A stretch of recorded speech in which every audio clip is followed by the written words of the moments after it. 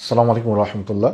আমি doctor SR খান আছি আপনাদের সাথে। যে যেখান থেকে ভিডিওটা দেখছেন সবাইকে আন্তরিকভাবে প্রাণ ঢালা শুভেচ্ছা জানিয়ে শুরু করছি।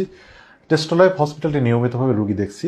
তো আজকে আপনাকে যেটা আমি বলবো সেটা হচ্ছে, যদি সহবাসের সময়টা 30 সেকেন্ড থাকে, দীর্ঘদিন ধরে হস্তমৈথুন করছেন কিন্তু এই সময়টাকে নিয়ে আপনি 30 মিনিট করতে চাচ্ছেন, মানে 30 সেকেন্ড সময় সেটাকে আপনি বৃদ্ধি করে 30 মিনিটে রূপান্তরিত করবেন। এটা কিভাবে সম্ভব, এটা চলুন আজকের ভিডিওতে আমরা বিস্তারিতভাবে জানবো।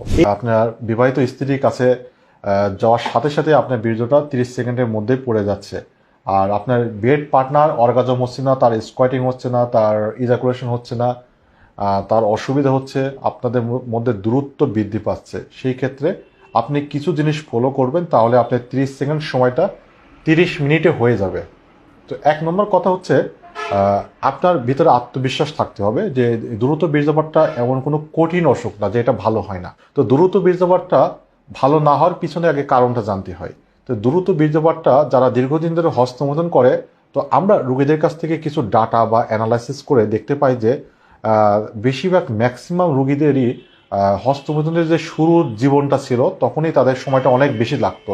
কারোর 4-5 মিনিট, কারোর 10 মিনিট, কারোর অনেক বেশি লাগতো, কিন্তু এটা তাড়াহুড়ো করে বীর্যটা বের করতে করতে করতে সময়টা 30 সেকেন্ড বা কোনো কিছু দেখলেই বীর্যটা